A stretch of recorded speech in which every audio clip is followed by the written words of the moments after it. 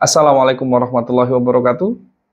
Kembali lagi bersama saya Syarif di Kala Senja.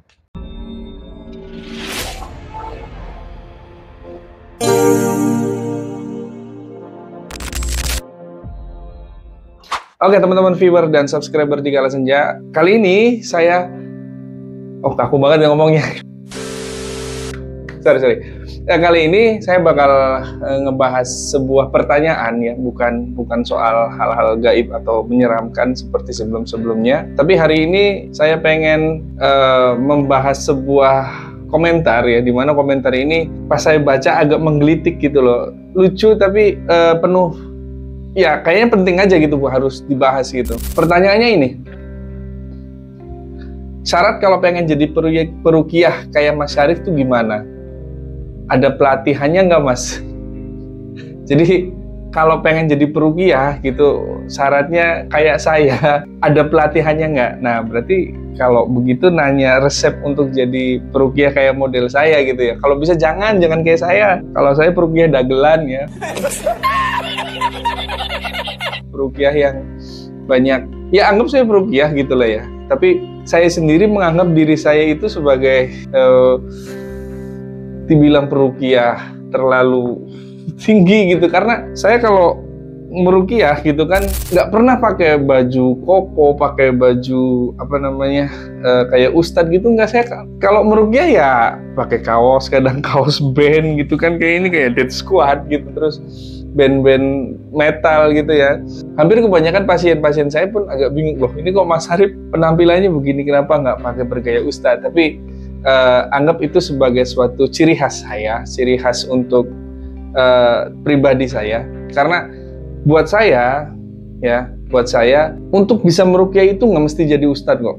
Saya sering bilang kayak gitu ya. Buat komentar ini yang menyampaikan pertanyaan ini di YouTube saya gitu kan, saya jelaskan yang pertama, untuk menjadi seorang peruqyah itu nggak perlu harus jadi ustadz, nggak perlu daftar jadi ustadz, karena saya juga nggak pernah mengklaim diri saya ustadz. Kemudian yang kedua, harus beragama Islam tentunya gitu ya. Harus beragama Islam. Kalau belum agama Islam atau agama yang lain, kayaknya bukan peruqyah deh namanya gitu. Karena istilah ruqyah itu cuma ada di agama Islam. Kemudian yang ketiga, ini yang penting. Kalau bisa jangan jadi seperti saya ya. Banyak omongan yang orang yang nggak percaya gitu ya, termasuk teman-teman saya ketika teman sekolah gitu kan, terus teman kuliah, maksud iya sih kamu jadi peruqyah? Ya karena mereka tahu saya dulu masa lalunya seperti apa gitu kan. Yang ketiga ini, yang teman-teman harus ketahui, kalaupun pengen jadi peruqyah gitu, anggap pengen jadi seperti saya gitu ya. Anggap seperti saya, bukan berarti saya menjadi role model gitu, tapi enggak. Anggap kalau mau jadi seperti saya, minimal yang pertama itu belajar, termasuk sampai sekarang juga saya masih belajar terus menggali ilmu tentang mentauhidkan Allah Ta'ala. Itu dulu. Jadi sebelum kita belajar yang aneh-aneh, belajar bangsa jin, alam goib, sihir, santet, teknik meruqyah, jenis sihir, itu belakangan. Itu belakangan, dan yang paling fundamental, yang paling urgent banget, yang paling penting banget, yang pertama adalah belajar tauhid. Kenapa saya bilang tauhid itu nomor satu? Karena induk dari seluruh ilmu agama, dalam hal ini agama Islam ya, itu adalah tauhid. Karena Islam itu adalah agama tauhid. Tauhid yang seperti apa? Tauhid rububiyah, uluhiyah, dan asma wa sifat. Dibagi tiga. Loh kok dibagi tiga gitu? Kenapa ya? Nanti dijelaskan gitu ya. Bukan kata saya hanya menukil juga dari perkataan ulama. Kenapa yang dikatakan itu perlu belajar tauhid? Jadi seorang peruqyah itu harus bisa meluruskan tauhidnya kepada Allah Ta'ala. Ketika dikaitkan dengan praktek ruqyah sehari-hari, ataupun ketika saya menemukan beberapa kasus yang dianggap kayaknya ini berat ya gitu kan. Kalau peruqyah tauhidnya aneh, kemudian tauhidnya nyabang-nyabang, itu bahaya. Contohnya ketika ada suatu gangguan jin, kemudian sihir lah gitu yang gampang ya, yang mudah banget dan yang banyak terjadi di masyarakat. Ketika orang-orang terkena gangguan jin dan sihir, percayalah kalau itu adalah biiznillah. Biiznillah itu artinya atas kehendak Allah Ta'ala. Jadi sakitnya dia, santet yang dia terima, gangguan jin yang dia terima, itu adalah atas dasar kehendak atau izin dari Allah. Maka ketika semuanya berizin dari Allah, kita juga meminta kesembuhannya, meminta obat penawarnya dari siapa? Dari Allah Ta'ala. Jadi saya selalu bilang ke pasien-pasien saya, Bu, Pak, Mas, kalau pengen sembuh, mintanya jangan sama peruqyah, sama Allah. Peruqyah hanya wasilah. Peruqyah hanya wasilah. Ingat, ini tauhid. Tauhid, ini paling penting banget. Minta kepada Allah Ta'ala, apapun itu penyakitnya. Jangankan penyakit deh. Sendal kita putus di tengah jalan pun kita minta sama Allah. Ya Allah, gantikan yang baik, gantikan yang lebih baik, gantikan yang lebih bagus. Itu tauhidnya, Masya Allah itu. Itu tauhid dulu. Jadi kalau seorang peruqyah tauhidnya sudah seperti itu, kemudian ketika menangani pasien, ya semuanya dikembalikan lagi kepada Allah. Karena ruqyah itu nggak melulu kayak di TV-TV dan film-film ya, harus kesurupan, harus teriak-teriak, harus kayak opera gitu ya, enggak. Karena esensi ruqyah yang sebenarnya adalah bagaimana kita mengajak seseorang untuk kembali mentauhidkan Allah Ta'ala. Itu sebelum kita mengajak orang lain untuk mentauhidkan Allah Ta'ala, tauhid kitanya sebagai peruqyah harus ditata dulu, harus lurus dulu. Jadi jangan sampai ketika kita menangani pasien dan pasien itu sembuh, kalau tauhidnya kita aneh, ngaco, bercabang-cabang, hati kita yang rusak. Kenapa? Karena ini orang sembuh karena saya, ini orang bisa sehat terlepas dari sihir karena saya. Itu tauhid yang rusak. Jadi buat teman-teman, kalau pengen jadi seorang peruqyah, tadi ya, selain beragama Islam, kemudian juga tauhidnya dibersihkan, diluruskan. Jangan ada tauhid-tauhid lain selain tauhid kepada Allah Ta'ala. Percaya bahwa segala sesuatu, segala yang terjadi, entah itu di kita, peruqyahnya, ataupun di pasien, itu semuanya atas kehendak Allah Ta'ala. Itu dulu.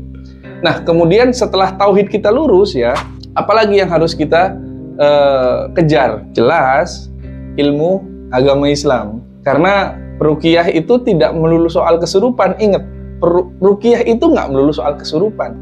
Tapi ruqyah adalah bagaimana caranya kita sebagai roki itu peruqyah, bisa menyampaikan kaidah-kaidah, bisa menyampaikan ilmu, bisa menyampaikan informasi tentang agama Islam kepada orang yang sedang bermasalah penyakit misalkan. Banyak. Apa? Ilmu agama seperti apa? Ada fikih, kemudian juga ada Tibun Nabawi, kemudian juga ada soal adab segala macam, dan semuanya harus berdasarkan qala Allah wa qala Rasul wa qala sahabah. Apa yang dikatakan Allah di dalam Qur'annya, apa yang dikatakan Nabi Rasul di dalam hadis dan sunnahnya, dan apa yang menjadi yang dikatakan oleh para sahabat. Ya, dalam hal ini khulafaur rasyidin, termasuk tabi'in, tabi'ut tabi'in. Jadi walaupun saya penampilannya begini, ya sedikit banyak agak ngerti lah ya, agak ngerti. Jadi ketika pasien menanyakan, emang zaman dulu Rasul ada anak indigo gitu? Ada, namanya Ibnu Sayyad, seorang anak kecil dari zaman Rasul itu ada istilah indigo, dan nama anak indigo itu namanya Ibnu Sayyad. Pernah dites langsung sama Rasulullah. Kalau saya nggak belajar, kalau saya tidak pernah, maaf ya, bukannya saya sombong, pernah menuntut ilmu, pernah mengulik sejarah itu, mungkin kalau ditanya sama pasien, apakah ada anak indigo di zaman Rasul? Ya bisa, kayaknya ada deh, kayaknya gitu kan, nggak meyakinkan. Nah makanya untuk menunjang supaya pasien juga yang tadinya nggak paham menjadi paham, yang tadinya nggak tahu jadi tahu, kita harus terus belajar. Sampai sekarang pun saya terus menggali ilmu, terus mencari ilmu-ilmu informasi atau hadis-hadis lain kepada guru-guru saya, ustadz-ustadz saya, entah di komputer online, entah itu kajian langsung gitu. Selain ilmu tauhid tadi ya, selain beragama Islam, tauhid yang lurus, kita juga harus menjadi seorang thalabul ilm atau seorang penuntut ilmu syar'i tentunya. Ya, kajian-kajian Islam kita datangi, kajian-kajian sunnah kita datengin. Kalau bisa kita pegang salah satu kajian yang memang kajian ilmunya itu rutin, tematik, 1 minggu 1 kali, minimal itu, 1 ahad 1 kali. Tapi materinya tematik, sesuai misalkan membahas kitab apa, Riyadhus Shalihin atau Bulughul Maram atau adabul mufrad dan sebagainya, terserah.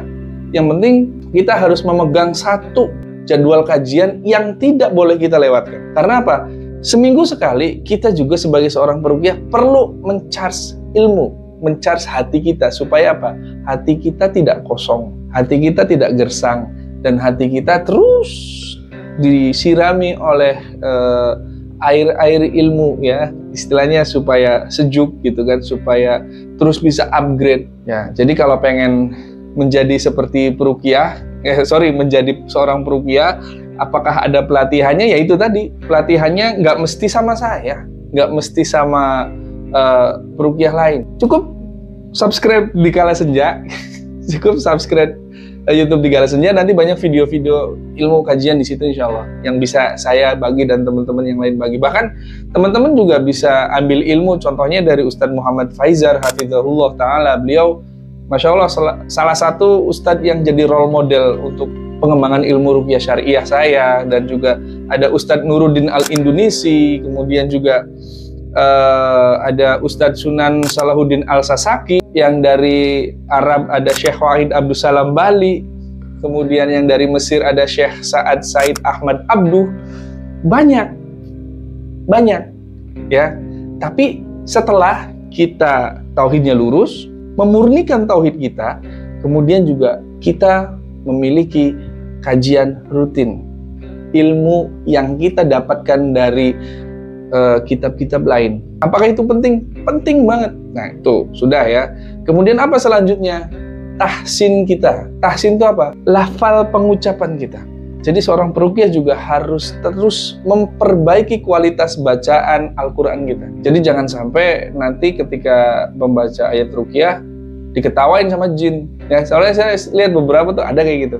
Sampai sekarang pun saya masih belajar, masih terus upgrade. Saya punya guru tahsin sendiri, Ustadz. Teman saya sendiri malah. Saya ngambil ilmu dari beliau lulusan pondok. Kalau saya kan bukan ya. Saya bukan dari pondok. Saya cuman lulusan kampus, salah satu kampus Islam yang ada di sini gitu, di daerah Cirebon. Dan fakultas keguruan pula. Saya kan sarjana pendidikan, ya bukan Ustadz gitu. Label saya SPD gitu kan sebenarnya. Tapi ya tadi, untuk menjadi seorang peruqyah itu nggak mesti harus jadi ustadz. Saya belajar ruqyah itu dari ketertarikan awal dan di pertolongan dari teman saya yang kemudian saya nyemplung di ranah ini. Nah, yang terakhir baru kita belajar tentang teknisnya.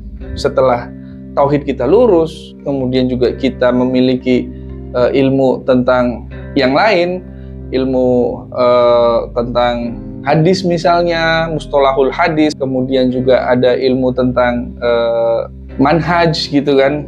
Karena kita juga sebagai seorang peruqyah harus tahu perbandingan manhaj antara Imam Syafi'i, Imam Malik, Imam Abu Hanifah, kemudian juga Imam Ahmad bin Hambal, memandang salah satu kasus karena relate sekali gitu kan. Kayak kemarin ada salah satu pertanyaan dari pasien saya yang mengatakan bahwa emang bisa orang yang sudah meninggal ruhnya kemudian ditarik untuk mediumisasi. Nah, saya ambil perkataan dari Imam Syafi'i. Ya, kata Imam Syafi'i, kalau ada orang yang mengaku bisa menarik ruh seseorang ke dalam orang lain, maka dia adalah pendusta. Itu perkataan Imam Syafi'i rahimahumullah. Kemudian juga ada perkataan Imam Malik dan yang lain.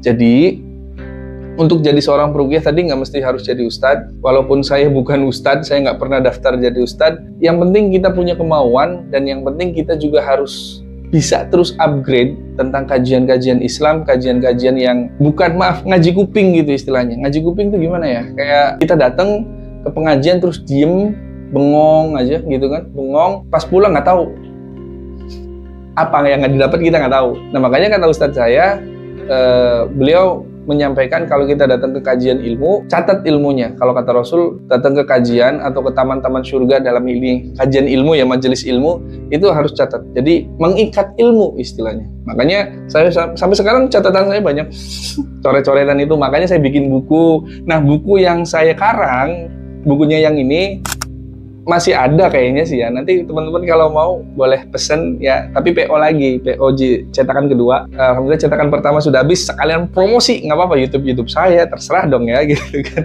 Kalau mau pesen, linknya di bawah, nomor teleponnya juga di bawah, langsung bisa pesen PO untuk bulan ini, insya Allah.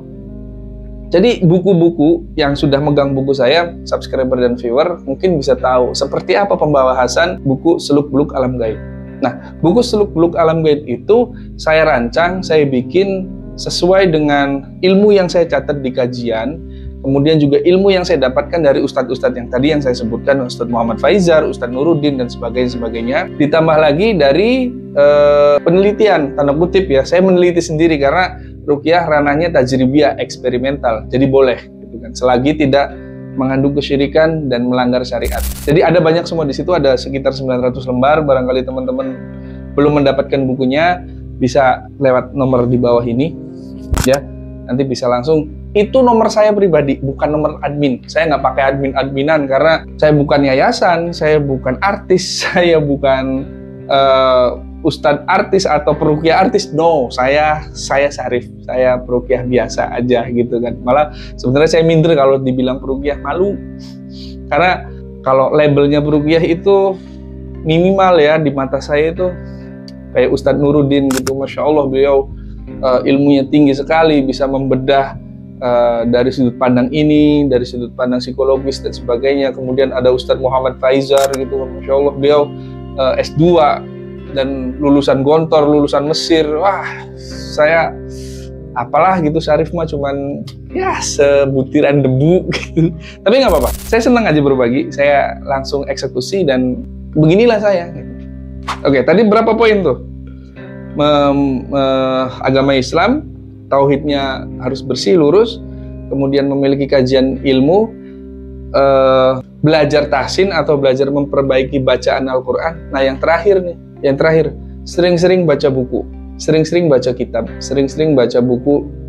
Pokoknya peruqyah itu harus demen baca buku. Buku apa? Khususnya buku-buku tentang alam jin gitu kan. Banyak kok rekomendasi-rekomendasi buku-buku tentang alam jin. Bahkan yang terbaru itu ada kitab Ruqyah Syariah karangan Syekh Abdul Bara kalau nggak salah, itu ensiklopedia Ruqyah. Saya belum dapat itu bukunya karena lumayan mahal ya. 12 apa 15 jilid itu 3.500.000, dan kayaknya tahun ini harus sebelum Desember saya harus dapat itu. Ya targetin ya, bismillah. Susah itu dan sudah terjemahan. Kenapa saya bilang peruqyah itu harus membaca, harus demen membaca, harus sering membaca? Karena dunia bangsa jin, dunia persihiran, dunia persantetan itu setiap tahun, setiap zamannya akan mengalami terus metamorfosa, perubahan terus. Nah, kita sebagai seorang peruqyah harus jeli, harus paham, harus bisa mengerti ranahnya. Ketika setiap tahun berganti, maka akan semakin banyak juga talbis iblis atau tipu daya iblis yang baru. Mungkin tahun 90-an belum ada yang namanya melihat gangguan gaib atau bangsa jin seperti seramai sekarang. Kalaupun ramai itu ya paling dipanggilkannya dukun gitu kan ya, atau dukun peraji kalau orang-orang di kampung. Tapi setelah tahun 2000 kesini itu makin banyak. Ada peruqyah, ada psikolog, dan sekarang ilmu ruqyah juga semakin berkembang. Berkolaborasi dengan psikologis manusia, berkolaborasi dengan neuroscience, berkolaborasi dengan tibun nabawi gitu kan. Nah, makanya teman-teman kalau pengen jadi seperti saya gitu kan, atau pengen menjadi seorang peruqyah, harus demen membaca, harus demen baca. Pelatihannya di mana? Pelatihannya nggak ada. Yang penting teman-teman hatinya, tauhidnya lurus dulu. Tauhid lurus tuh cirinya seperti apa? Cara mudahnya mentauhidkan yang lurus itu, teman-teman harus percaya segala sesuatu yang terjadi di alam semesta ini, termasuk sakitnya seseorang, rezekinya seseorang, semuanya atas kehendak Allah Ta'ala, biiznillah. Kita sebagai manusia, kita sebagai orang yang sakit, kita sebagai orang yang mencoba menyembuhkan, itu semata-mata hanya wasilah. Dan sakit yang kita derita itu semata-mata bentuk kasih sayang Allah Ta'ala. Supaya apa? Supaya memaksa kita segera bertaubat, ya, segera bertaubat. Jadi bukan berarti Allah kasih sakit ke kita kemudian itu tanda benci Allah ke kita, enggak. Kecuali kitanya orang-orang yang maaf kafir gitu, non muslim, itu bisa jadi sebagai bentuk azab gitu kan, atau bentuk cara Allah, murkanya Allah gitu. Tapi kalau kita masih sholat, masih beribadah, masih beragama Islam, kemudian kita sakit, anggap itu sebagai cara Allah, ayolah bertobat, bertaubat. Karena banyak orang-orang yang ketika sakit, mereka sangat bernafsu, sangat berkeinginan besar untuk bisa sembuh. Ini sering saya bahas ketika saya menangani pasien-pasien saya. Orang yang sakit karena sihir kah, karena teluh, karena santet, karena ini dan itu, mereka terlalu bersemangat untuk mencari kesembuhan, tapi mereka lupa kalau mereka dituntut untuk bertaubat dulu sama Allah. Ketika mereka sudah bertaubat, maka baru pasrahkan semuanya, ya Allah, saya pasrah. Saya ingin berikhtiar. Jadi dibalik tuh, bertobat dulu baru berikhtiar. Jangan berikhtiar dulu pol-polan. Kalau terus-terusan berikhtiar, start awalnya udah salah. Kedepannya pasti ngaco. Tapi kalau kita dimulai awalnya dari bertobat dulu, bener-bener mengakui segala dosa yang masa lalu kita pernah lakukan. Dosa riba, dosa menyakiti seseorang, dosa gibah, dosa bohong, dosa meninggalkan ibadah. Kita minta maaf dan kita koreksi semuanya, dan kita benar-benar memperbaiki itu semua, maka insya Allah kesembuhan itu mudah. Kalaupun tidak sembuh, hatinya akan ridho, akan ikhlas. Karena apa? Tidaklah suatu penyakit yang datang sesungguhnya itu akan menggugurkan dosa-dosa kita semua. Itu baru tauhid yang lurus, tauhid yang bersih, tauhid yang benar. Semuanya bergantung kepada Allah. Kita selalu husnuzon sama Allah, kita selalu berpikiran baik sama Allah Ta'ala. Jadi buat teman yang nanya, namanya Setio Graha, kalau pengen jadi peruqyah kayak Mas Syarif gimana? Tadi sudah saya jabarkan, makanya kalau lupa, balik lagi ke belakang, catat, amalkan. Catat, amalkan. Ada pelatihannya nggak? Nggak ada. Saya pun nggak berlatih. Berlatihnya setiap seminggu sekali di kajian. Duduk diem, nyatet ilmu. Kalau nggak ngerti, tanya sama ustadznya. Ya. Terus, ustadz yang seperti apa? Cari ustadz yang sesuai sunnah Rasulullah. Jangan duduk di majelis yang ustadznya bisa nerawang-nerawang. Jangan duduk di kajian ilmu yang ustadznya suka gibahin orang. Jangan suka duduk di kajian ilmu yang ustadznya cuma dagelan. Dagelan tuh tahu? Ngelawak doang, tapi nggak ada isinya. Ya, sekarang banyak ustadz seperti itu. Nah, untuk itu, sebelum saya nutup video ini, buat teman-teman yang subscribe di Kala Senja dan yang belum subscribe, ayo subscribe dong. Saya pengen membentuk sebuah komunitas, ya, komunitas, ya anggap komunitas peruqyah atau ruqyah syariah yang peduli gitu. Karena nanti di dalamnya saya punya beberapa teman dari pasien saya. Beliau seorang dokter kejiwaan atau psikolog, ya, psikiater, yang nanti ketika ada apa-apa bisa konsultasi ataupun bisa berdiskusi. Bagaimana caranya? Nanti saya cantumkan nomor saya di bawah. Nanti kita bikin grup, ya, grup WA. Untuk setiap hari kita akan men-share ilmu, memberikan pengalaman, memberikan, ya, kayak semacam pengetahuan baru gitu buat teman-teman. Korelasi ruqyah dengan psikologis, korelasi ruqyah dengan kejiwaan seseorang, korelasi ruqyah dengan bangsa jin yang sebenarnya seperti apa gitu kan. Kalau teman-teman berminat, mau bisa kontak nomor di bawah. Sekali lagi, itu nomor pribadi saya. Saya bukan artis, saya bukan saya bukan peruqyah di TV-TV. Jadi ada yang nanya, ini nomor Mas Syarif bukan? Iya, itu nomor saya. Dan saya nggak pernah pakai admin, karena admin saya yang kemarin sekarang sudah diangkat jadi pegawai negeri sipil. Beliau seorang guru dan sekarang jadi kepala sekolah juga gitu kan, kepala sekolah udah lama. Jadi beliau mengundurkan diri dan memang beliau fokus di situ. Nggak apa-apa. Jadi admin langsung ke nomor saya sekarang, dan bukan admin saya, maksudnya saya berubah. Ya, untuk itu saja dari saya. Mohon maaf kalau ada salah-salah kata. Terima kasih. Nun wal qalami wa may yasturun. Assalamualaikum warahmatullahi wabarakatuh.